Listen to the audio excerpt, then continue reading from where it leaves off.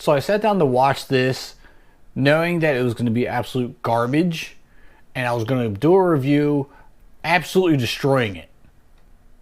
But now that I've seen it, I can't do that because I actually enjoyed it. Now I say that loosely because it is a low budget horror film. It is not something you're going to go to the theater to see that's going to win Oscars. Okay, this is very self-aware that it's a low budget film, but that being said, it does it really well. Now, there are other low budget films that do it better, but I think the directing in this is what saved it for me. Now, Jamie Bailey is the one that directed this, and he did a phenomenal job. We didn't get this movie in the perspective of present time. This movie starts out with some girl being interviewed by police about the incident that happened. So this is already done and over with. So that as she's describing things from start to finish, you're getting very long clips of that scenario. And then that clip will be, that 15 whatever minute scene will be over. We'll go back to this girl being interviewed by the cop, trying to get more information out of her, and we'll go back to another 15 or so minute scene. And it's this back and forth that really intrigued me, because I'm not trying to believe something happened right then and there. She's telling a story, and I think that saved this movie. Now, that being said, the story is that this other girl, Alex, has her 21st birthday party, but they're stuck in an amusement arcade on a late shift, so her friends decide to surprise her. But a masked killer dressed as Mickey Mouse decides to play a game of his own, which they must survive. Now, I want to emphasize that killer in a mask part, because this is not meant to be Mickey Mouse. This is a guy in a mask, but the mask is kind of like cursed or haunted. It does things to him. So we have this weird combination of haunted, killer, paranormal. It's this weird combination, but it works. The biggest problem I had with this movie was one particular character named Marcus.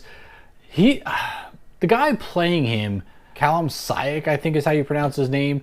I did not believe this character at all. I understand he might be trying to portray a more timid character, but it just came out as really bad acting.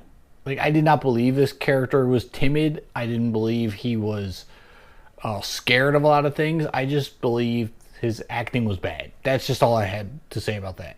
Everyone else, I think, did an incredible job. The main character, Alex, she was played by Sophie McIntosh, and she did great. I think she played a great role. She was very believable. And then when it comes to the villain, Mickey Mouse, or the guy dressed as Mickey, I liked him as a killer. I liked him as a murderer. He had very psycho vibes to him, and it was very believable. Now, there's a handful of other friends in this that really make up the story and add to things.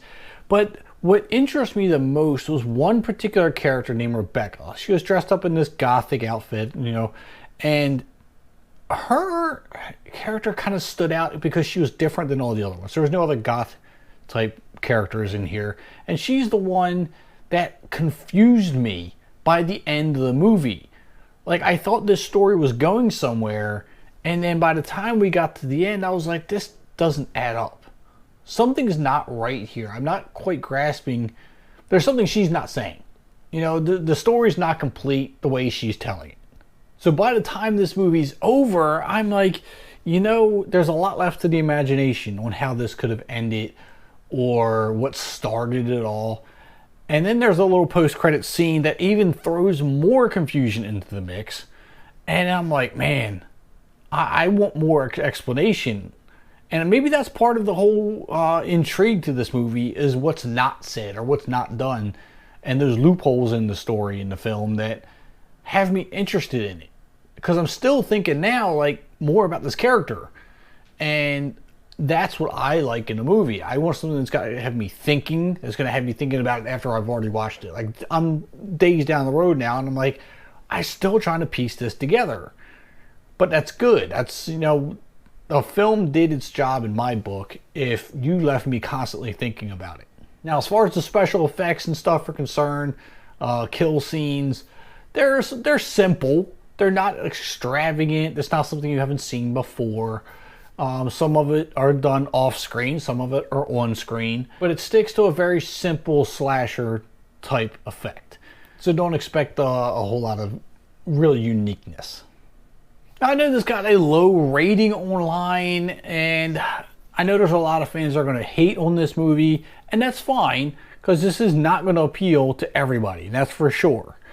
But if you accept this movie for what it is, being a very low budget slasher movie, basically it's just somebody wearing a Mickey Mouse mask, and it's not trying to be something it's not, you might actually appreciate the story that they're telling and how they tell the story. And I think that's the important part, is how they told this story. If they told this in present time, like they just told the whole story through, and had you tried to believe this was actually happening, I think it would have been a different outcome for me. But like I said, the way they're saying this story is being told through the perspective of someone being questioned, I think saved it. If you've seen it, let me know what your thoughts are down in the comments. If you haven't seen it, you can always go to Amazon Prime and rent it there and watch it. Don't forget to hit that like button and subscribe button on your way out, and I'll see you at the concession stands.